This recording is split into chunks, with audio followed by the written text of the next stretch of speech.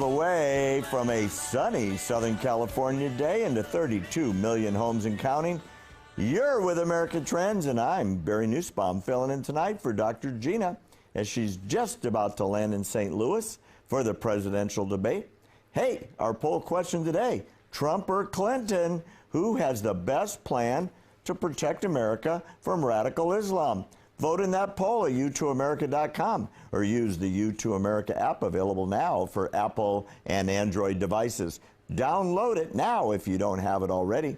Okay, coming up, one of the big topics this weekend at the presidential debate will be the refugee issue. But for some reason, Christians fleeing persecution in the Middle East are not being brought to the United States as refugees. The flood of refugees coming to the United States are almost exclusively Muslim. Here to discuss, the esteemed author of the book, Battle for the Soul of Islam. He's also the president of the American Islamic Forum for Democracy, Dr. Zahoudi Jasser, a great American patriot. Dr. Jasser, so good to see you again, my friend. Oh, it's great to be with you, Barry. Thanks for having me back. It's such a thrill. So talk to me. You're an insider in the Islamic community. Christians are being slaughtered throughout the Middle East. Can you explain to me why, for some reason, President Obama is bringing, like, I don't know the exact percentage, 99.9% of all refugees to the United States are Muslim refugees and virtually no Christians, and the Christian slaughter is not even being mentioned? Why?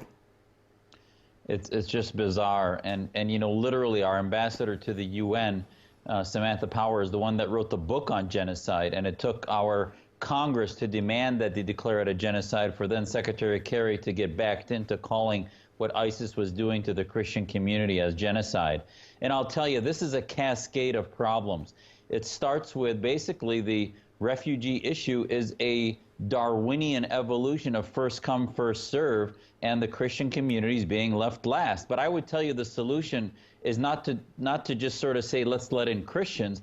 If we had an ideological filter against Islamists, which would include probably 30% of the Muslims coming in are supporters of the Islamist movement. 20% have been polled to have sympathies for ISIS. So if we can poll that, we can certainly vet them, but we're not vetting against any ideology. So we let anyone who wants to come in, even insurgents, come in here. So as a result, it's first come, first serve. If we remove the 20-30% Islamists from coming in, then you'd have a fair distribution of the 5 to 10% that are Christians come in. But right now, as you said, out of the last 10,000, 9,954 were Muslim, and there were only by accident 40-some Christians that came in, and that's just un-American, and it's unfair. We should only let those in that share our values. All right, well, that's a really, really interesting thought, and I have no idea the answer to the question I'm going to ask you. Why aren't we asking people, Doctor, the exact question you just talked about, which is, hi, welcome to America. No one's going to shoot you. No one's going to boil you alive. No one's going to kill your children. Are you in favor of a democracy where there's freedom of religion, or are you in favor of Sharia law, or are you in favor of ISIS, or do you support Al-Qaeda? And simple 5 or 6 questions. When I hear these questions talked about, very liberal progressives say that that's un-American. Am I missing something here? No, not at all, because you're using rational American thought to oppose how we should approach this. But unfortunately, the folks whispering into the ears of Obama's administration and the UN and others are Islamists. It's the Muslim Brotherhood type groups that would never acknowledge that political Islam is a threat. To them, it's only about terror groups. It's only about those that would seek violence, when in fact the underbelly of all these groups are Islamist supremacism. I have a podcast I do called Reform This, and a couple of weeks ago I did a short interview with a fictitious Abdul, who's a refugee, and I went through some of the things you just asked. And some people say, oh, it's a waste of time because they'd lie in the interviews. As any intelligence officer can tell you, we've been doing this for decades. We know how in one interview to ask questions in a way that you can tell if they're just sort of telling you what you think you want to hear, or if you can look at how they view the country they're coming to. Ask them, for example, do you think there should be laws against drawing the Prophet Muhammad? Do you think women and men are equal? Things that we perceive in the Muslim reform movement as being staples of universal human rights can be asked of these people, and you'd quickly know whether they share our values. Because they can go to other Islamist countries like Iran, Saudi Arabia, wherever they want to go if they don't want to come to a Western society where they share our values. They don't have to come here. Well, for some of these people, Doctor, it really is a choice between being an American or being a Muslim, because for some of them, their religion is their political way of life, and there is no alternative as far as government, way of life, societal structure, and so on. So if we ask, maybe, as you say, 20 or 30% will go, oh, no, no, no, I want to live under Sharia. And I don't care what the Constitution says. I want the Mufti to tell me what to do. Can we just say to those people, oh, sorry, you can't come in? And Barry, the importance of this question is that it goes far beyond these refugees that we're bringing in.